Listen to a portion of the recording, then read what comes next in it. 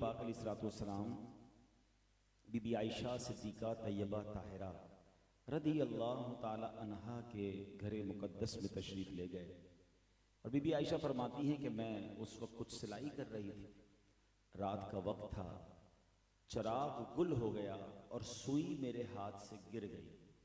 अब आज के ज़माने में तो लाइट्स हैं, रोशनी का सामान है, पहले तो ये लाइटें नहीं होती थी, चराग होते थे, लोग रोशनी का इंतज़ाम करते थे। अब रात भी हो, चराग भी गुल हो जाए और सुई गिर जाए तो मुझे बताएं, ये तो क्वाइट इम्पॉसिबल है कि अंधेरे में कोई सुई तलाश कर सके। बीबी आयशा फरमाती हैं, इतने में मेरे आका मदीने वाले मुस्तफ़ा अपना नूर वाला चेहरा चमकाते हुए मेरे कमरे में आए, और जैसे ही नबी पाक मेरे कमरे में आए, चेहरा अनवर से इतना नूर निकला कि चेहरा अनवर की रोशनी की बरकत से मैंने अपनी सुई तलाश कर। इस हदीस पाक में जहाँ हमें नबी पाक के नूरानी चेहरे वाले और आका के चेहरे से नूर की जो किरणें निकलती हैं वो हमें पता चल रहा है कि रब ने कैसा बनाया अपने हबीब को। मगर इस हदीस का जो अगला पार्ट है, बीबी आयशा फरते मोहब्बत से अर्ज करती हैं, या रसूल अल्लाह सल्लल्लाहु अलैहि वसल्लम, आपका चेहरा कितना नूरानी है, आप कितने हसीन हैं। तो प्यारे आका अलैहिस्सलाम ने फरमाया, हलाकत है उस शख्स के लिए कि जो क़यामत के दिन मेरा चेहरा नहीं देख सकेगा। बीबी आयशा ने हैरान होकर पूछा, हुजूर वो कौन होगा जो क़यामत के दिन आपका चेहरा, इतना मुबारक चेहरा नहीं देख सकेगा? तो आपने फरमाया, बखील है वो शख्स। बखील अरबी में कहते कंजूस को। कहा हुजूर कौन बखील है? फरमाया, जिसके सामने मेरा जिक्र हो और मुझ पर दुरूद न पढ़े, क़यामत के दिन वो मेरा चेहरा भी नहीं देख सकेगा। अब आप जरा गौर करें कि ये कोई छोटी प्रॉब्लम नहीं है। बरोज़े क़यामत वो कौन सी हस्ती होगी जिसने हमारी शफाअत करनी है? हमने किनसे जाकर अपने गुनाहों की माफ़ी के लिए रब की बारगाह में सिफारिश करानी है? वो नबी पाक अलैहिस्सलाम। अब अगर जो बदनसीब दीदार ही नहीं कर सकेगा तो फिर शफाअत कैसे हासिल करेगा? तो हमारा तो आसरा ही प्यारे आका अलैहिस्सलाम रोज़े क़यामत हैं। तो समझना यह है कि जो शख्स दुरूद पाक नहीं पढ़ता और ख़ास तौर पर सरकार दो आलम सल्लल्लाहु अलैहि वसल्लम का नाम सुनकर भी नहीं पढ़ता, तो वो अपने बारे में गौर कर ले कि क़यामत के दिन क्या होना। अच्छा, एक तो क़यामत के दिन एक सिनेरियो ये है कि ऐसे लोग होंगे जो मेरा दीदार भी नहीं कर सकेंगे, और दूसरी तरफ नबी पाक अलैहिस्सलाम फरमाते हैं, जिसका मज़मून है कि तुम में से मेरे क़यामत के दिन सबसे ज़्यादा नज़दीक वो होगा, the most closest amongst you, जिसने दुनिया में मुझ पर सबसे ज्यादा दुरूद पाक पढ़े होंगे। यानी एक तरफ अपने करीब बुला रहे हैं, अपने पास आने का फार्मूला बता रहे हैं, और एक तरफ ये भी बता रहे हैं कि कुछ लोग ऐसे होंगे जो मेरा दीदार भी नहीं कर सकेंगे। अब मैं और आप गौर करें, मैं किस कैटेगरी में हूँ? पूरा पूरा दिन गुजर जाता है, मेरी ज़बान पर कितनी बार दुरूद पाक आता है? बल्कि हम बाज़ औक़ात महफिलों में जाते हैं, इज्तिमात में जाते हैं, वहाँ भी प्यारे आका सल्लल्लाहु अलैहि वसल्लम का नाम सुनते हैं, मगर ज़बान पर दुरूद पाक नहीं आता सल्लल्लाहु तआला अलैहि व आलिहि वसल्लम। ये पढ़ते रहा करें, जब भी नाम पाक लें, लिखें या सुने। अलबत्ता उलमा ने एक बड़ी प्यारी बात बताई। वो फरमाते हैं कि देखिए, जिंदगी है, दुनिया में बंदा कहीं जाता है, कहीं महफिल में, कहीं इज्तिमा में, लोगों में बैठता है, कोई बात सुनता है और वहां नबी पाक सल्लल्लाहु अलैहि वसल्लम का नाम आता है। अगर वो दुरूद पढ़ना उसका रह गया तो बेहतर यह है कि पूरे दिन में एक पर्टिकुलर टाइम, एक पर्टिकुलर तादाद में दुरूद पाक पढ़ ले। मिसाल के तौर पर 100 बार दुरूद पाक पढ़ ले, अल्लाह तौफीक दे तो रोजाना 200 बार दुरूद पाक पढ़ ले। तो पूरे दिन में जितने बार उसने नबी पाक अलैहिस्सलाम का नाम सुना और वो दुरूद पढ़ना रह गया था, तो ये उसका ऑल्टरनेट हो जाएगा, ये उसका कायम मकाम हो जाएगा। तो अपनी हैबिट बनाएं कि रोजाना एक बार, 2 तस्बीह, 1 तस्बीह दुरूद पाक जरूर पढ़ें। जितना ज्यादा पढ़ेंगे इतनी बरकतें मिलेंगी। अल्लाह मुझे और आपको कसरत से दुरूद पाक पढ़ने की तौफीक अता फरमाए। मोहब्बत से दुरूद पाक पढ़ लें। सल्लु अलल हबीब सल्लल्लाहु तआला अला मुहम्मद सल्लल्लाहु अलैहि वसल्लम। आज माशाअल्लाह हमारे शाहज़ोब अली अत्तारी भाई के बेटे औरहान अली की अकीका के खुशी में, उनकी विलादत की खुशी में एक महफिल सजाई गई है।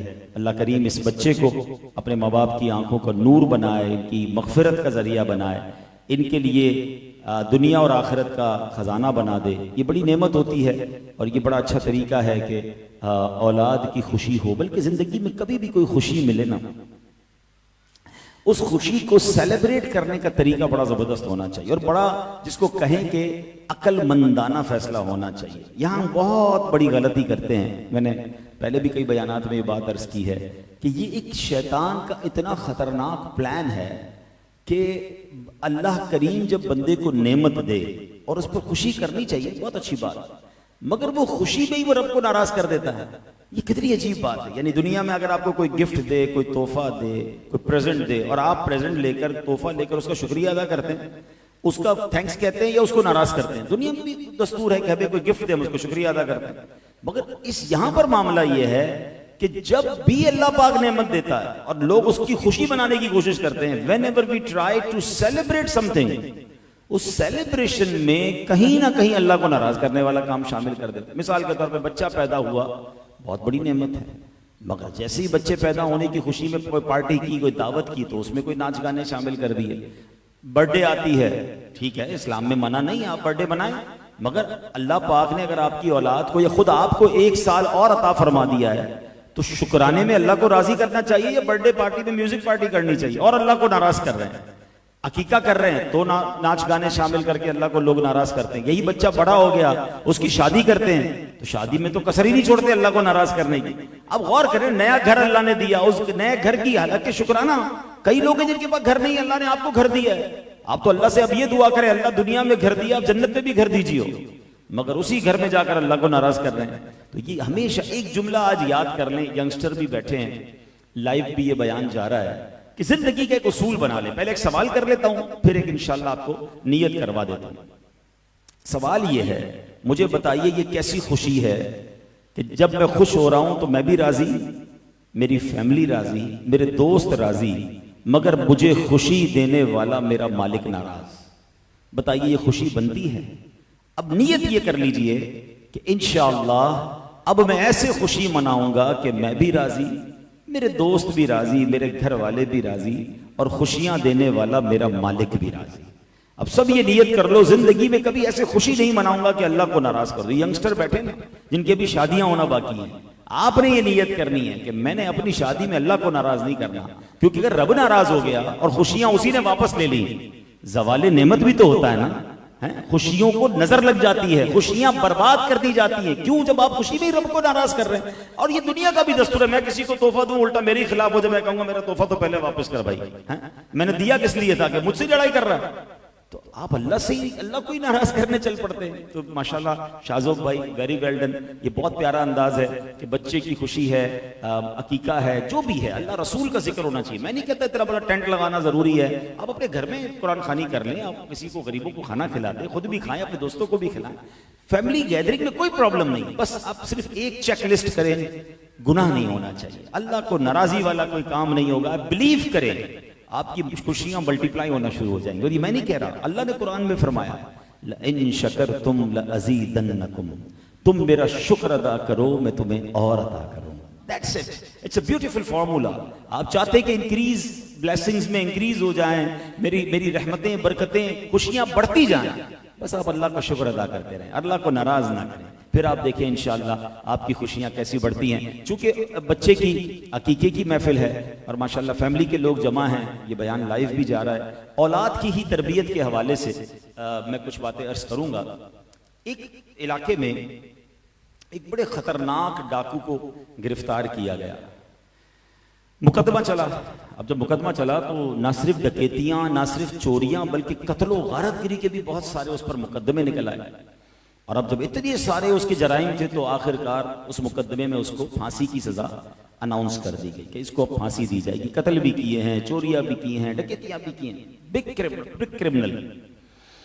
फांसी का वक्त आया तो उससे कहा गया कि आखिरी ख्वाहिश, कहता है आखिरी ख्वाहिश ये कि अपनी माँ से मिलना है। माँ को बुलाया गया, लोगों ने सोचा बड़ा फर्माबरदार है, आखिरी ख्वाहिश है, माँ से मिलना चाहता है, इतना प्यार है माँ से और माँ से कुछ माफी तलाफी करेगा। मगर जैसी माँ आई तो उसने माँ पर हमला कर दिया और माँ को जनाब नोच रहा है, तकलीफ पहुंचा। लोगों ने बड़ी मुश्किल से अलग किया और कहा बदबख्त आदमी, वैसे ही आखिरी वक्त है, जाते जाते भी माँ को नोच रहा है, माँ पर हमला कर दिया। अब जनाब इस सफ़ाकाना हरकत के बारे में उससे पूछा गया तो वो कहता है कि मुझे फांसी के फंदे तक इसी माँ ने पहुंचाया। अब जाके मुझे एहसास हुआ कि जब मैं स्कूल में पढ़ता था तो मैं जब बच्चों से लड़ाई करता था तो माँ कहती थी बेटा बिल्कुल जबरदस्त तरीके से बदला लेना है, चांटा खा के क्यों आ गया, तुझे तो 2 और लगानी चाहिए थी। कभी मैं स्कूल में जनाब बच्चों की पेंसिल चुरा के लाता था तो माँ कहती थी बेटा कोई बात नहीं, आइंदा भी कोई अच्छी चीज लगे तो ले आना। मेरी माँ ने मुझे चोरी से नहीं रोका, मेरी माँ ने मुझे झगड़े से नहीं रोका। मैं समझा मैं तो बहुत अच्छा काम कर रहा हूँ। जब भी घर किसी की चीज उठा कर लाता था तो माँ बाप एंजॉय करते थे, हंसते थे, मुस्कुराते थे। करते करते मेरे अंदर एक शैतान बनने लगा कि फिर तो मुझे जो भी नजर आए मुझे लोगों को छीन लेना चाहिए। फिर मोहल्ले के दोस्तों में ऐसे दोस्तों में बैठने लगा कि रात रात भर बाहर रहता था। माँ ने कभी नहीं पूछा बेटा रात बाहर क्यों होता है। जब मैं घर में बड़ा होकर महंगी महंगी चीजें लाने लगा तो घर वाले खुशी खुशी इंजॉय करते थे। कोई नहीं पूछता था कि मोटरसाइकिल कहां से आ गई तो गाड़ी कहां से आ गई। हालांकि मैं सब डकैती और चोरी और गलत कामों के जरिए कमा रहा था। और फिर एक वक्त आया कि मैं फिर और बड़े पैमाने पर बड़ा डाकू बन गया, कातिल भी बन गया और आज फांसी के फंदे पर पहुंच गया। ऐ मेरे प्यारे इस्लामी भाइयों, ये बज़ाहिर तो एक वाकया है मगर ये हम सब के लिए बहुत बड़ा दर्स है कि बच्चे को फ्रॉम द स्टार्ट जो सिखाया जाता है ना, ये उसके दिल पर गोया लोहे महफूज पर लिखा जा रहा है, उसके दिल की तख्ती पर लिखा जा रहा है। उसकी सीना जो है वो बड़ा क्लियर होता है। उस बच्चे को क्या पता क्या गलत है और क्या सही है। याद रखिए इमाम गजाली रहमतुल्लाह तआला अलैह फरमाते हैं बच्चों की तरबियत अहम और ताकीदी उमूर में से है। बच्चा वालिदैन के पास एक अमानत है। उसका पाक दिल एक ऐसा जौहरे नायाब है जो हर नक्शो सूरत से खाली है। मेरी जबान से लोहे महफूज निकला। लोहे महफूज तो यकीनन सुभान अल्लाह ये तो एक बड़ी मुकद्दस किताब है, लेकिन उसके जो दिल होता है ना वो साफ कागज, एक लोहे यानी समझे ब्लैंक पेपर होता है। इमाम गजाली फरमाते हैं कि बच्चा वालिदैन के पास एक अमानत होता है और अब जो उसको सिखाया जाता है, जिस तरफ माइल किया जाता है बच्चा उस तरफ माइल हो जाता है। अगर ऐसे अच्छी बातों की आदत डाली जाए, बेहतरीन तालीम और तरबियत दी जाए तो बच्चा माशाल्लाह बड़ा नेक होता है। देखे ना अब यहाँ हमारे सामने एक बच्चा बैठा है, सर पर इमामा है, कितना खूबसूरत लिबास पहना है, किसी ने तरबियत की ना। हम दावतों में जाते हैं, हमें ऐसे ऐसे बच्चे मिलते हैं और ऐसे लिबास में मिलते हैं, हम खुद हैरान हो जाते हैं कि पता नहीं मुसलमान का बच्चा है भी कि नहीं। उस बच्चे का क्या कसूर है? यानी आप देखें आपको 2 किस्म के बच्चे मिलेंगे। आपको कहीं बच्चे ऐसे मिलेंगे जो आपको आकर बड़े अदब से मिलेंगे, बुजुर्गों का हाथ चूमते नजर आएंगे, सलाम करते नजर आएंगे। थोड़ी देर बाद उनकी जबान पर कोई अल्लाह रसूल की बात होगी, कोई नाच शरीफ पढ़ रहा होगा। कुछ बच्चे मिलेंगे जो दावतों में नाच रहे होंगे, गालियां दे रहे होंगे। इसमें क्लियरिटी समझ आ रही है कि ये इन बच्चों के पीछे का जो माहौल है ना वो उस पर इंपैक्ट क्रिएट कर रहा है। बच्चा याद रखिए माहौल से सीखता है। आप देखें जिन घरों में नमाजें होती हैं, छोटे छोटे बच्चे सर पर टोपी रखेंगे, हैं दादा के साथ अब्बू के साथ आकर जा नमाज पे खड़े हो जाए। नमाज पढ़ना आती नहीं उनको, बट वो कॉपी कर रहे हैं। छोटी बच्ची होगी वो दुपट्टा पहनेगी, हैं और दुपट्टा पहनना भी नहीं आ रहा होगा मगर वो कभी नानी के साथ अम्मी के साथ आकर जा नमाज पर खड़ी हो जाए। क्यों? वो देख रही है, वो सीख रही है। अब जिस घर में नमाज ही नहीं है, जिस घर में सारा दिन नाच गाने हैं, जिस घर में सारा दिन फिल्में हैं, सुबह से लेकर शाम तक म्यूजिक है, बाप को जब भी देखा बच्चों ने किसी को गाली देते ही देखा, बाप को जब भी देखा उसने झूठ बोलते देखा, माँ को जब भी देखा उसने किसी और की बुराई करते ही देखा। वो औरत और बच्चे की क्या तरबियत हो रही है? हम सोच नहीं रहे कि ये बच्चे ही हमारा सरमाया है। ये हमारी यूं समझिए मेरे और आपके मरने के बाद हमारे लिए सदका जारिया का बाइस भी बन सकते हैं और हमारे लिए गुनाह जारिया का बाइस भी बन सकते हैं। कुरान मजीद फुरकान हमीद में अल्लाह क्या इरशाद फरमाता है, या अय्युहल्लज़ीना आमनू कू अनफुसकुम व अहलीकुम नार। ऐ ईमान वालो, याद रखिए जितनी आयतें ऐ ईमान वालो कहकर है ना बड़ी इंपॉर्टेंट है। अल्लाह करीम ने 6600 से ज्यादा आयतें कुरान में, मगर ओनली 89 टाइम्स ही डायरेक्टली ऑर्डर्ड, डायरेक्टली उसने बात की ईमान वालों से, सिर्फ 89 टाइम्स। पूरे 6600 आयतों में ये 89 आयतें तो पहले पढ़ लीजिए जनाब। अगर अभी तक नहीं पढ़ी तो मुझे ये दिल में धचका होना चाहिए कि अल्लाह ने मुझसे क्या बात की, अभी तक मैंने नहीं पढ़ा है। तो ये 89 आयतें अलग से भी आपको माशाल्लाह सजेस्ट कर देता हूँ। बुक का नाम, किताब का नाम भी ए ईमान वालो है, दावत इस्लामी ने जारी कर दी है। वो 89 आयतें अलग कर दी गई हैं, उसका तर्जमा भी है और उसकी तफसीर भी है, वेरी शॉर्ट। एवरी आयत 2-3 पेजेस पढ़ ले, अगले 2-3 महीनों में आप कम से कम ये तो कह सकेंगे कि यार अल्लाह ने जो मुझसे बात की ना कुरान में, वो मैंने डायरेक्टली वो तो पढ़ ली। अब ये उनमें से वन ऑफ देम आयत है, वो एक आयत अल्लाह फरमाता है, या अय्युहल्लज़ीना आमनू, ऐ ईमान वालो, कू अनफुसकुम व अहलीकुम नारा, अपनी जानों और अपने घर वालों को उस आग से बचाओ, जहन्नम की आग से बचाने की कोशिश करने का हुक्म जो है मुझे और आपको कुरान दे रहा है। आप बताइए, अल्लाह ना करे आपका बच्चा सोया हुआ हो और घर में आग लग जाए, आप बच्चे को कैसे उठाएंगे? आराम आराम से उठाएंगे, और अगर वो नहीं उठेगा तो आप कहेंगे चलो सोने दो यार, बेचारे की नींद खराब हो रही है। आप उसको नहीं उठेगा तो उठा के निकल जाएंगे घर से कि आग लगी हुई है। मगर फजर की नमाज के वक्त बच्चा सोया है तो हमारे पास उठाने का टाइम नहीं, बल्कि वालिद को खुद नहीं उठना तो वो बच्चे को क्या उठाएगा? बच्चा हमारे सामने गलत काम कर रहा है मगर हम कहते हैं यार अभी बच्चा है। कुरान कह रहा है अपने घर वालों को, अपनी फैमिली को आग से बचाओ।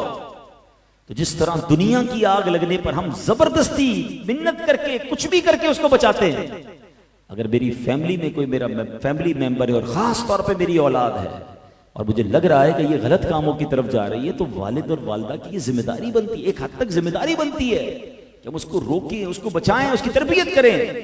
और खुदा की कसम जिसकी औलाद नेक है, मैं समझता हूं दुनिया की सबसे बड़ी दौलत जो है ना, हम समझते पैसा है, हम समझते दुनिया में जनाब मेरा नाम हो गया, आपके पास अरबों रुपए हैं, अगर औलाद ना फरमान है ना तो आपको अंदाजा ही नहीं कि दुख किया है। पूछो उन माँ बाप से जिनकी औलाद ना फरमान है, जो माँ बाप की इज्जत नहीं करती, जो माँ बाप उनको देख कर रो रहे होते हैं, पैसे बहुत है मगर बेटा उनके सामने जो है उनके ऊंची आवाज में बात करता है, माँ बाप का अदब नहीं करता, रातें किधर गुजर रही है माँ बाप को पता नहीं, उनको ये खौफ रहता है मेरा ये माल मेरे मरने के बाद औलाद किस जगह खर्च करेगी। ये दुख बहुत बड़ा है, अल्लाह किसी दुश्मन को भी औलाद का दुख न दिखाए। और जिसकी औलाद नेक है, अल्लाह अकबर, ये सबसे बड़ी दौलत है। मैं एक मशवरा दूंगा, वैसे तो जितना हो सके अपनी औलाद की तरबियत करें, मगर एटलीस्ट एक टारगेट जरूर लीजिएगा कि मैंने अपनी जिंदगी में अपनी औलाद को 5 वक्त का नमाजी जरूर बनाना है, ठीक है? और उसका फायदा पता है क्या होगा? कि पहले ये समझिए कि नेक औलाद माँ बाप को मरने के बाद कैसे काम आती है। हजरत ईसा अला नबीना वालेस्सलाम अल्लाह के नबी हैं, और अल्लाह के नबियों को अल्लाह ने बड़े कमाल दिए होते। एक बार कहीं से गुजर रहे थे तो आपने एक कब्र के पास देखा कि नजर आपकी ऐसी थी कि आपने कब्र के अंदर के हालात देखे, उस पर अजाब हो रहा था। आप ट्रेवल पे कहीं जा रहे थे, वापस आए तो उसी कब्र में नूर अनवार की बारिश हो रही थी। आप हैरान हो गए, आपने अल्लाह से कहा या अल्लाह कुछ दिनों पहले तो इस कब्र पर अजाब, आज यहां बरकतें, बड़े मजे में है मुर्दा। अल्लाह ने फरमाया मूसा बंदा बड़ा गुनाहगार था, खताएं करता था, मर गया, उसकी अजाब हो रहा था। मगर जब ये मरा था ना, इसने अपनी वाइफ को प्रेग्नेंट छोड़ा था, उसकी वाइफ हामिला थी, उसको बच्चा हुआ, बच्चा बड़ा हुआ, और ऐ मूसा जब बच्चा वो बड़ा होके मदरसे में गया ना, उसने मुझे कारी साहब ने कहा पढ़ो बिस्मिल्लाहिर्रहमानिर्रहीम, उस बच्चे ने पढ़ा बिस्मिल्लाहिर्रहमानिर्रहीम। ऐ मूसा मुझे, ऐ ईसा मुझे हया आई कि मैं उसके बाप को जमीन के अंदर अजाब दूं जिसका बेटा मुझे जमीन के ऊपर रहमान और रहीम के नाम से पुकार रहा है।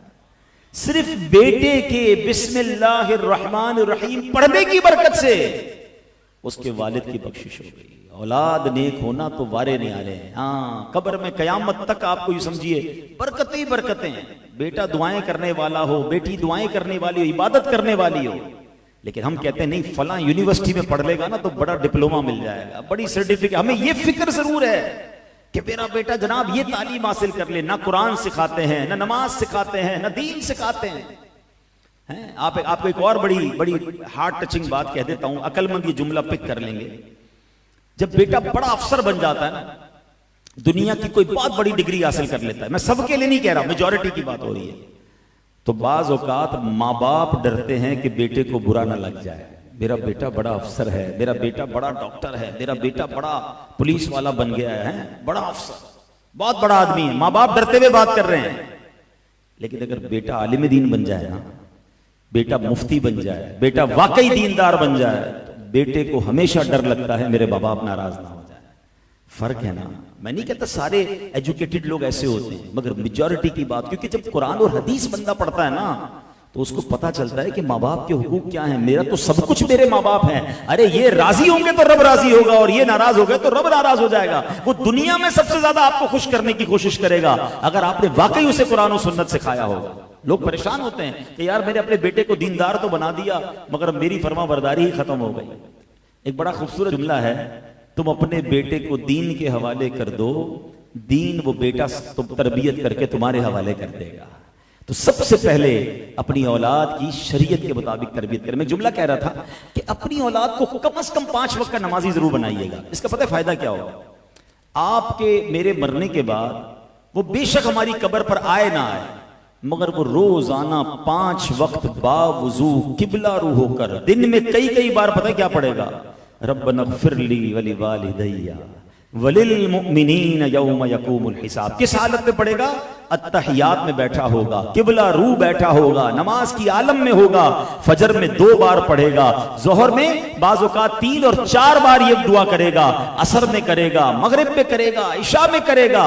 सुभान अल्लाह। आपने सुना एक बार रहमान और रहीम कहा था, अल्लाह ने उस कब्र वाले से अजाब उठा दिया जिसका बेटा 5 बार उसके लिए दुआ करेगा। सोचो ना माँ बाप का क्या हाल हो जाएगा।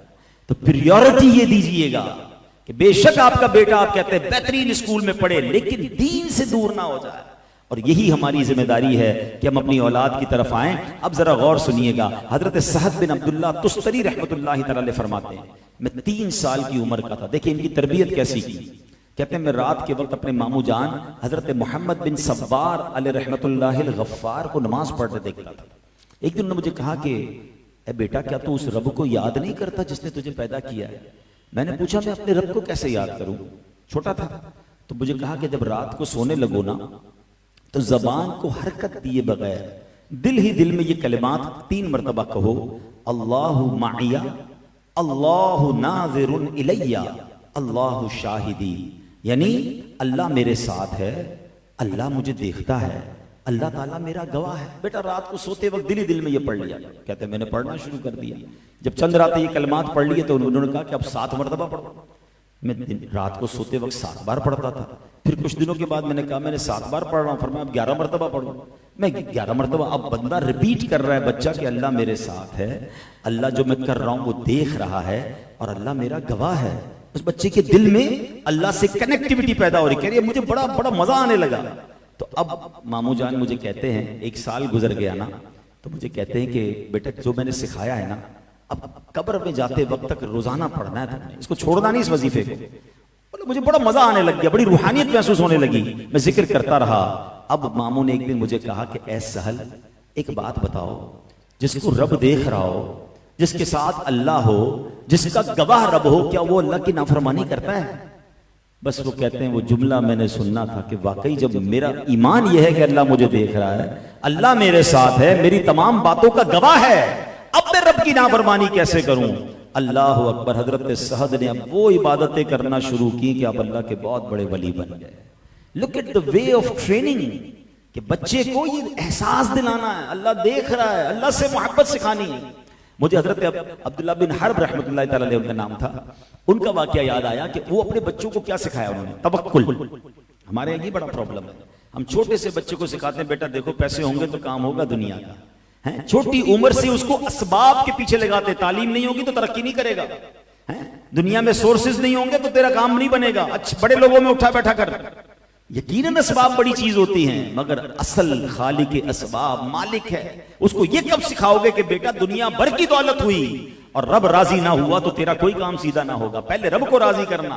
दुनिया के सारे बड़े लोगों से तेरा राब्ता है, अगर रब तुझसे नाराज है तो तेरी जिंदगी में कोई तरक्की नहीं होनी। अल्लाह को राजी करना पहले जरूरी है। तो हज़रत अब्दुल्लाह बिन हर्ब रहमतुल्लाह तआला अलैह, उनका बेटा जो था छोटा था। देखिए बच्चों की तरबियत के निराले अंदाज। अपने बच्चे को कहते हैं बेटा जब भी खाना खाना हो ना तो अल्लाह से मांगो। और ये एक जगह है मेहराब घर में बनी हुई थी, यहाँ बैठोगे दुआ करोगे या अल्लाह मुझे खाना दे दे तो मैं खाना मिल जाए। उस बच्चे को दोपहर को भूख लगती, वो मेहराब के पास जाता। उनकी जो ज़ौजा थी ना, उन्होंने प्लान ये किया था कि जब बेटा दुआ करे तुमने मेहराब में खाना रख देना, ताकि बच्चे को ये पता हो कि असल देने वाली जात, रिस्क देने वाला रब है। बच्चा किसी और से ना मांगता, दोपहर को जाकर दुआ करता तो खाना मिल जाता, रात जाकर दुआ करता खाना मिल जाता। उनकी ज़ौजा जाकर वो खाना वहां रख दिया करती। एक दिन कुछ अरसा हो गया तो उनकी ज़ौजा घबराई हुई आपके पास आई और कहती हुजूर बड़ा मामला हो गया। क्या हुआ? आज मैं खाना देने के लिए देर हो गई मुझे, और मैं जब दौड़ती हुई गई कि बेटे ने दुआ की होगी तो देखा वो खाना खा रहा है। तो मैंने कहा बेटा ये खाना कहां से आया? कहा अल्लाह की तरफ से आया, रोजी तो अल्लाह की तरफ से आता है। तो खाना उसको किसने दिया? मैंने तो दिया ही नहीं। तो वो बुजुर्ग फरमाते हैं बस मुझे इसी दिन का इंतजार था, अब तुम्हें खाना देने की जरूरत नहीं, अब उसको गैब के खजानों से खुद अता कर दिया जाएगा। यानी उसका कनेक्शन वो बन गया अल्लाह से, उसका भरोसा वो बन गया कि अब उसकी गैब से मदद होना शुरू हो गई।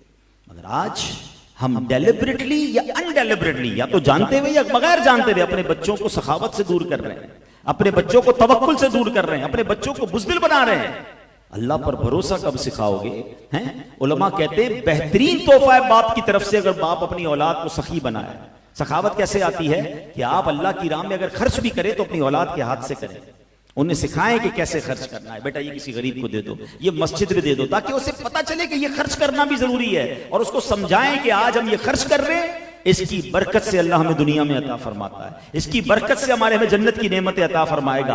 अपनी ज़कात देते वक्त एक और बड़ा प्रॉब्लम है, अब तो ये मैं छोटे बच्चों की भी बात कर रहा था, जब बच्चे बड़े हो जाएं तो होना ये चाहिए कि हमारे जो वालिद हैं, बुजुर्ग हैं, दादा नाना, वो अपने बच्चों को बिठा कर बताएं कि हम हर साल कितनी ज़कात देते हैं और ये ज़कात कहाँ कहाँ देते हैं। अब हमारा प्रॉब्लम ये है कि हम जब शख्सियात से, बिजनेसमैन से मिलने जाते हैं, किसी नौजवान कारोबारी आदमी से कहें कि भाई अपनी ज़कात आप कहाँ देते हैं, का मुझे क्या पता, अब्बू देते हैं, सारा हिसाब तो अब्बू के हाथ में है। ये गलत कर रहे हैं आप अपनी औलाद के हाथ से ये काम करवाएं, क्योंकि मेरे मरने के बाद मेरी औलाद को क्या पता कि ज़कात कैसे निकालनी है और ये नेकी कहां कहां करनी है। बाज़ औक़ात हम कुछ अपने खानदान के रिश्तेदारों की मदद कर रहे होते हैं, हम अपने जनाब कुछ ऐसे सुन्नी इदारे होते हैं जिनकी मदद कर रहे होते हैं, मगर अपनी औलाद को नहीं बताते। और हमें ऐसा पता चलता है कि जब वालिद का इंतकाल हुआ तो औलाद को तो पता ही नहीं है कि अब्बू कहां कहां वो नेकी के काम करते थे। यहां तक कि वालिद के दोस्त और रिश्तेदार बेचारे परेशान हो जाते हैं कि जनाब उसका इंतकाल हो गया, अब हमारी मदद करने वाला कोई नहीं। लेकिन अगर आप यही काम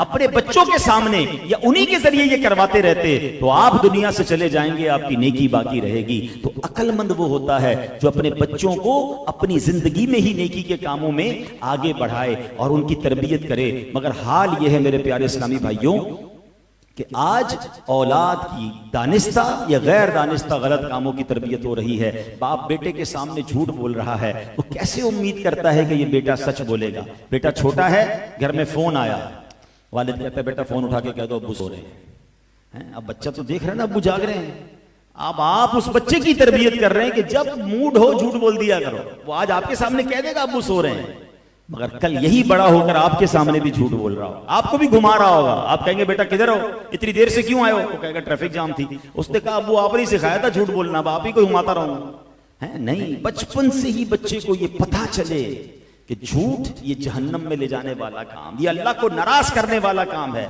मजेदार तरबियत यह है कि बेटे से गलती हो, वो इतना हिम्मत वाला हो कि आपके सामने आकर बताए कि मुझसे गलती हुई है। उसको पता हो कि मैं अपने वालिद के सामने झूठ नहीं बोल सकता। और आपका भी ये अंदाज होना चाहिए कि अगर बच्चे ने अपनी गलती मानकर सच कह दिया तो उसे सजा ना दें, कम से कम उसको इस सच पर अप्रिशिएट करें कि माशाल्लाह चलो कोई बात नहीं, तुमने सच तो बताया, ताकि सच का हौसला पैदा हो। सांच को आंच नहीं है, मगर वो बेवकूफ लोग अपने सामने अपने बच्चों की, ये माएं भी जो हैं, आप समझते हैं कि आप अपने बच्चों के सामने अपनी सास की बुराई करें तो ये बच्चों की तरबियत हो रही है। आप बच्चों के सामने अपने शोहर की बुराई करें, क्या ये बच्चों की तरबियत हो रही है? बच्चों को पता चल रहा है कि माँ बाप का आपस में रिश्ता कैसा खराब चल रहा है। माँ मेरी नानी के बारे में या मेरी दादी के बारे में क्या बात करती, हम नहीं समझ रहे, ये कोरा कागज है। They are getting something from you. वो रोज घर में या तो नेगेटिविटी को एब्जॉर्ब कर रहे हैं, या जनाब वो रोज घर में पॉजिटिविटी हासिल कर रहे हैं, वो दीन सीख रहे हैं। अल्लाह करे ये बात समझ आ जाए। लेकिन ये जो लालच है ना, ये कितनी बुरी बला है और किस तरह दुनिया में इंसान बर्बाद होता है। मैं आपको एक वाकया सुनाता हूं, फिर इंशाअल्लाह अपने बयान को कंक्लूड करता हूं कि ये जो माल की मोहब्बत आजकल सिखाई जा रही है, लालच जो दिलों में उतारी जा रही है, खुदारा कभी अपने बच्चे को माल का लालची मत बनाइएगा। उसको दीन सीखने वाला और जिस कहते हैं सखी दिल हो, है माल की मोहब्बत की बजाय अल्लाह और उसके रसूल से मोहब्बत आप दे दे, माल कहीं नहीं जाता, जो नसीब में है वो मिलकर रहेगा। लेकिन अगर औलाद अगर सिर्फ माल के पीछे भागती रही तो फिर वो हलाल और हराम की तमीज भी उठा देगी। हजरत ईसा नबी अलैहिस्सलाम का वाक़या, वेरी अमेजिंग स्टोरी, जरा गौर से सुनिएगा।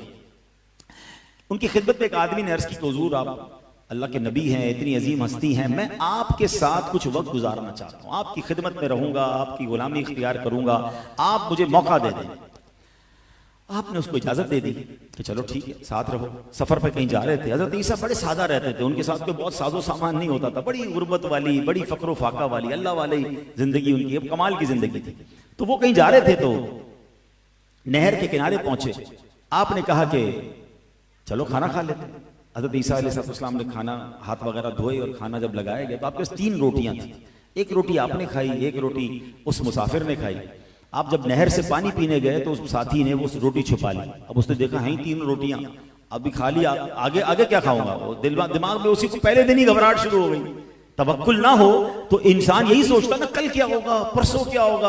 अब ये माशाल्लाह बच्चे की विलादत पर, अकीके पर ये महफिल है, वरना कुछ लोगों को देखा बच्चा पैदा होते उनकी टेंशन शुरू हो जाती है? खुशी की बजाय टेंशन, अल्लाह अकबर ये बड़ा होगा तो क्या होगा, इसकी पढ़ाई का क्या होगा, बच्ची पैदा हो गई तो इसके रिश्ते का क्या होगा। घबराहट अभी से शुरू।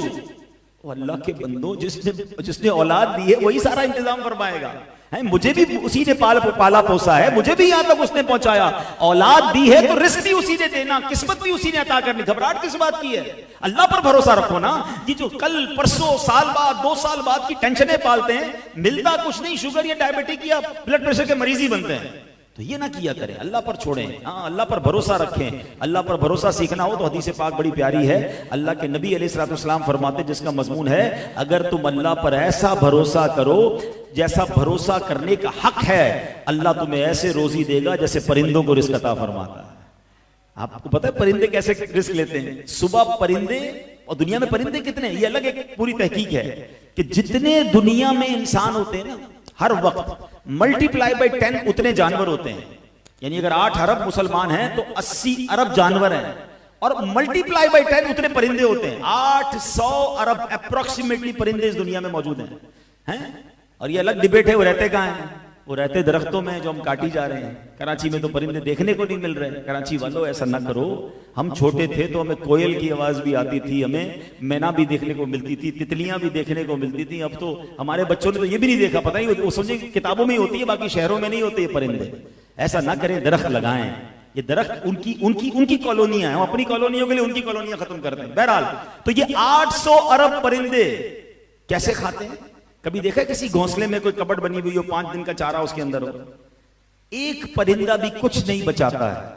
सुबह सारे खाली पेट घोंसले से निकलते हैं, शाम वापस आते हैं, अल्लाह ने सबको रोजी दे दी होती है। जो रब 800 अरब परिंदों को रोज खाना दे रहा है, वो मुझे नहीं देगा? मैं तो अशरफुल मखलूकात हूं। बस तवक्कुल की कमी है। तो अब हजरत ईसा का साथी क्या करता है? रोटी छुपा ली कि हैं 3, हजरत ने 1 खा ली, 1 मैंने खा ली, कल क्या खाएंगे उसने छुपा ली। हजरत ईसा ने कहा कि वो रोटी कहां गई? कहते मुझे नहीं मालूम, झूठ बोल रहा। आप आगे चले। रास्ते में एक हिरनी मिली जिसके 2 बच्चे थे। आपने हिरनी के एक बच्चे को अपने पास बुलाया, वो बच्चा आ गया, आपने उसे ज़िबा किया और उसको भूना गोश्त को खाना खाया, दोनों ने मिलकर खाया। वो तो सोच रहा था ना रोटी खत्म हो जाएगी, आपको तो हिरनी का बच्चा मिल गया, दोनों ने खाया। खाना खाने के बाद आपने हड्डियों को जमा किया और फरमाया कुम बिइज़्निल्लाह, अल्लाह के हुक्म से खड़ा हो जा। अल्लाह की शान देखें, हजरत ईसा का मौजज़ा, वो हिरनी का बच्चा फिर खड़ा होकर दौड़ना शुरू हो गया। खा भी लिया आपने खाना, हिरनी का बच्चा फिर खड़ा हो गया। तो आपने उस शख्स से कहा कि उस रब अज़्ज़ व जल की कसम जिसने मुझे ये मौजज़ा दिखाने की ताकत दी, बता वो तीसरी रोटी कहां गई? वो कहता है मुझे नहीं मालूम। आपने कहा चलो आगे चलते। आपने एक शख्स का हाथ पकड़ा, दरिया ऐसा, और आपने हाथ पकड़ा और दरिया के ऊपर चलते हुए आपने क्रॉस कर दिया पूरा दरिया। जब क्रॉस कर गए तो आपने फरमाया उस खुदा की कसम जिसने मुझे ये मौजज़ा अता फरमाया, सच बता वो तीसरी रोटी कहां? वो बंदा कहते रहे एक झूठ बोल दे। अब उसको उस बात को छुपाने के लिए होता होगा कि आप में से कोई भी कभी झूठ क्यों बोले भाई, हो गई गलती बता दे। वो अब एक झूठ बचाने के लिए अगला झूठ कह रहा है मुझे नहीं पता वो रोटी कहां गई। अल्लाह के नबी को बार बार डिनाई कर रहा है, बार बार मना कर रहा है मुझे नहीं मालूम। चलते चलते रेगिस्तान में पहुंच गए। अब जब वहां पहुंचे तो आपने एक रेत की ढेरी बनाई और कहा कि अल्लाह पाक के हुक्म से सोना बन जा। वो पूरा रेत का ढेर जो है ना वो गोल्ड बन गया। आपने उसके 3 हिस्से किए। आप तो आप थे ना, एक हिस्सा आपने अपने पास रखा, एक उसको दिया, और अब कहा ये तीसरा हिस्सा उसका है जिसके पास तीसरी रोटी है। वो जो रोटी का लालची था वो सोना किधर से छोड़ता? कहता हजरत माफ कर दीजिए मैं ही वो हूं, मेरे पास ही रोटी है। आपने कहा बेटा ये तीनों सोने के ढेर तेरे, झूठे को मैं अपने साथ नहीं रख सकता। Actually he tries to find the guy, वो जानना चाह रहे थे ये बंदा है कैसा। जब पता चल गया झूठा है, आपने वो गोल्ड पूरा उसे दिया, सोना दिया, और अब चले गए छोड़कर, मेरे साथ नहीं रह सकते। यहां एक और बात सीखने को मिली कि कुरान क्या कहता है, कूनू मास्सादिकीन, सच्चों के साथ रहो, झूठे के साथ नहीं। इसका मतलब झूठा दोस्त नहीं होना चाहिए, वो आपको हमेशा कभी ना कभी जाके ऐसी तकलीफ पहुंचाएगा, ऐसे मैदान में छोड़ के चला जाएगा कि आप हैरान हो जाएंगे। झूठ झूठ बोलना मुनाफिकत की निशानी है। मगर बदकिस्मती से हमारे दोस्त कौन है, हमें तो पसंद ही वो आता है जो ज्यादा अच्छे तरीके से झूठ बोलता हो, ज्यादा अच्छे तरीके से कहानियां सुनाता हो, किसी की मादल्ला बुराई बयान करता हो, झूठे लतीफे सुनाता हो, हम उसकी सोबत में इंजॉय करते हैं। नहीं, याद रखिए झूठा दोस्त नहीं होना चाहिए। और एक और जुमला याद कर लीजिए, रिवायतों में आता है, दोस्त दोस्त के दीन पर होता है। दोस्त तो वो होता है जिसको देखकर खुदा याद आ जाए। कोई एक दोस्त ऐसा है हमारा? इसी तरह बच्चों की बात चल रही है, बच्चों की तरबियत में भी चेक करें कि मेरे बच्चे के दोस्त कौन है। बुरे दोस्त ही तो बुरा बनाते हैं ना, हम भी बुरे दोस्तों में एंजॉय कर रहे हैं। नहीं, चेक करो कोई एक दोस्त तो ऐसा हो जिसको देखकर खुदा याद आ जाए। हमने तो ऐसे दोस्त बनाए जिसको देखकर सिनेमा याद आता है, किसी को देखकर कोई गलत काम ही याद आता है। नहीं, दोस्त को देखकर खुदा याद आता है। बहरहाल हज़रत ईसा अलैहिस्सलाम ने उस बंदे को छोड़ा और आप चले गए। अब यहां नया काम शुरू हो गया। लालच थी ना, देखिए लालच कितनी बुरी बला है। अभी तो बड़ा खुश कि जनाब सोना इतना सारा मुझे मिल गया, चादर में लपेटा, कांधे पे उठाया, रेगिस्तान था, तन्हाई थी, सफर शुरू किया। आगे गया तो उसको दो बंदे मिल गए और उन दो शख्स ने देखा कि इसके पास तो सोना है, तुझे तो कत्ल कर देंगे, इतना सोना। तो कहता भाई देखो पकड़ तो लिया है मुझे, सोना भी दरियाफ्त कर लिया, मुझे अकेले को मारने से बेहतर है आपस में तीनों बांट लेते हैं, क्यों कत्ल का गुनाह अपने जिम्मे लेते हो, पकड़े जाओगे तुम भी जेल में जाओगे। उन दोनों ने सोचा बात तो ठीक है, 50-50 की जगह 33-33 तो मिल ही रहा है। कहा चलो ठीक है। अब बहुत खुश तीनों, कहते हैं भूख लगी है चलो मिलके खाना खाते हैं। तो उन दो ने मिलकर एक को कहा कि जाओ तुम खाना ले आओ। लालची तो तीनों ही थे हैं। जब तीसरा खाना लेने गया तो वो कहता है कि क्यों ना खाने में जहर मिला दूं, ये दोनों खाकर मर जाएंगे, पूरा सोना मुझे मिल जाएगा। वो खाना लेने गया है और ये दोनों जो पीछे बैठे कहते हैं ये खाना लेकर आएगा तो उसको मार देंगे।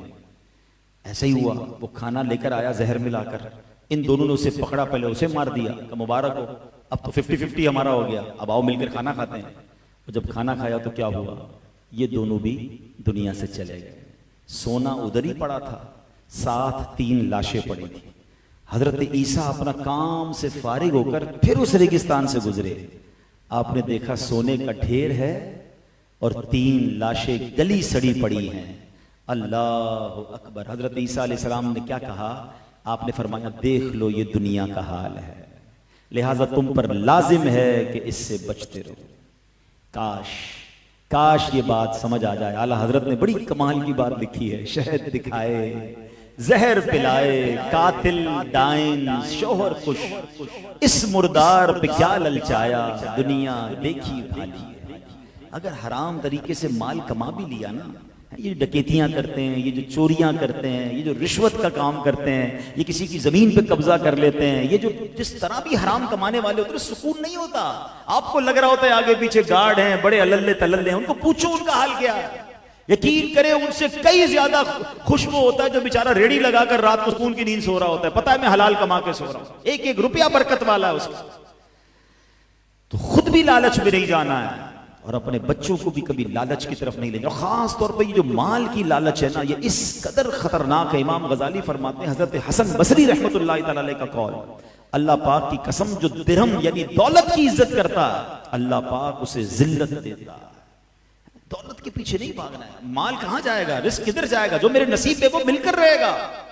लेकिन दीन छोड़कर, अल्लाह रसूल को छोड़कर सिर्फ माल के पीछे, कुछ भी हो जाए पैसा चाहिए, ये सोच नहीं होनी चाहिए। एक जब दिरहम और दिनार बने थे ना, तो शैतान ने उनको उठाकर अपनी पेशानी पर रखा और चूम कर बोला, जिसने इनसे मोहब्बत की वो मेरा गुलाम है। शैतान तो राजी हुआ था कि अब ये दिरहम और दिनार के जरिए मैं सरकार अलैहिस्सलाम की उम्मतियों को बहकाऊंगा। तो है मेरे प्यारे इस्लामी भाइयों, हमने चंद बातें जो आज सुनी हैं इसको जहन में रखिएगा। औलाद को नेक बनाने के लिए द बेस्ट फॉर्मूला, पहले मुझे नेक बनना होगा। मैं नेक बनूंगा, मेरे घर वाले नेक बनेंगे, मेरी औलाद नेक बनेगी। अल्लाह हमारी औलाद को हमारी मगफिरत का ज़रिया बनाए। आखिर में मैं वजीफ़ा भी बता देता हूँ, कुछ लोग पूछते भी रहते हैं कि जनाब औलाद नेक बन जाए, औलाद फरमा बरदार बन जाए, उसके बारे में कुछ बताएं। बड़ी प्यारी दुआ है, नबी पाक अलैहिस्सलाम की दुआ है, और यूँ समझिए कि मुझे पसंद भी बहुत है ये दुआ, आप भी पढ़ते रहा करें। और वो दुआ ये है, रब्बना हब लना मिन अज़वाजिना व ज़ुर्रियातिना कुर्रत अयुनिन वजअलना लिलमुत्तक़ीना इमामा। ये दुआ कितनी प्यारी, पहले इसका तर्जमा सुनो। और सुभान अल्लाह, इस दुआ से सीखने को भी बहुत कुछ मिल रहा है। अल्लाह के हबीब दुआ कर रहे हैं, रब्बना हब लना मिन अज़वाजिना व ज़ुर्रियातिना, ऐ अल्लाह, ऐ मेरे रब, हमारी बीवियों और हमारी औलाद से हमारी आंखों की ठंडक फरमा दे। फिर फरमाया कुर्रत आयुनिन, यानी हमारी आंखों की ठंडक फरमा, वजअलना लिलमुत्तक़ीना इमामा। भाई बात तो कंप्लीट हो गई थी ना कि अल्लाह हमें हमारी औलाद और अपनी बीवियों से सुख अता फरमा, खुशी नसीब फरमा, इन्हें हमारी आंखों की ठंडक बना। मगर ऑलवेज आप नबी पाक की दुआओं में देखेंगे, अगर दुनिया की भी दुआ है ना, तो साथ साथ तो अल्लाह को राजी करने वाली आखिरत की दुआ जरूर शामिल होगी। वजअलना लिलमुत्तक़ीना इमामा, ऐ अल्लाह मुझे मुत्तकियों का इमाम बना दे। वाह वाह, बच्चे भी नेक हो जाएं, ज़ौजा भी नेक हो जाए, फैमिली भी नेक हो जाए, और मैं भी मुत्तकियों का इमाम हो जाऊं, और क्या चाहिए। तो उलमा कहते हैं कि इसको हर नमाज के बाद, अव्वल आखिर दुरूद शरीफ के बाद ये दुआ एक बार पढ़ लें, इंशाअल्लाह बच्चे सुन्नतों के पाबंद बनेंगे और घर में बहुत खूबसूरत माहौल, अमन व सुकून वाला माहौल हो जाएगा। तो ये दुआ मैं दोबारा कह देता हूँ, आप बाद में इंशाअल्लाह इसको मेरी वीडियो से निकलवा लीजिएगा। अल्लाहुम्मा रब्बना हब लना मिन अज़वाजिना व ज़ुर्रियातिना कुर्रत अयुनिन वजअलना लिलमुत्तक़ीना इमामा। हम अल्लाह से दुआ करते हैं, ये दुआ हम सबके और हम सबके घर वालों के हक में कबूल फरमाए।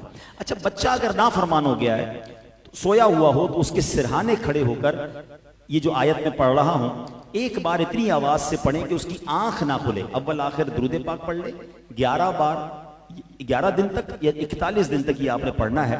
और ये आयात क्या हैं? बिस्मिल्लाहिर्रहमानिर्रहीम, बल हुवा कुरआनुम मजीद फी लौहिम महफूज। ये औलाद के सिरहाने पे खड़े होकर इतनी आवाज से पढ़ें कि वो सुन ले मगर उसकी आंख ना खुले, ठीक है। अव्वल आखिर दुरूद शरीफ के साथ 41 दिन तक आपने पढ़नी है ये आयतें। इंशाअल्लाह वो बच्चा जो है वो फरमा बरदार होगा। अल्लाह हमारी औलाद को हमारी आंखों का नूर बनाए। जो बे औलाद हैं, अल्लाह उन्हें नेक और सालेह औलाद अता फरमाए। जो साहिब औलाद हैं, जो बे औलाद है, अल्लाह नेक और साले औलाद अता फरमाए। और जो साहिब औलाद है, अल्लाह उनको, उनकी औलाद को माँ बाप की आंखों का नूर और मग़फ़िरत का ज़रिया बनाए।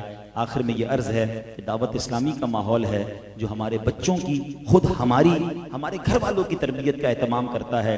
ख़वातीन के लिए लेडीज़ के प्रोग्राम्स मौजूद हैं, मर्दों के लिए मर्दों के इज्तिमात और काफ़िले और मदरसे मौजूद हैं, बच्चों के लिए बच्चों के इंस्टीट्यूट्स मौजूद हैं। दावत इस्लामी पूरा फैमिली पैकेज हमें देती है। पूरी फैमिली मिलकर बैठ के कुछ देखना चाहते हैं तो मदनी चैनल मौजूद है। तो हर तरफ हमारे लिए एहतमाम है। तो दावत इस्लामी के साथ मुंसलिक हो जाएं।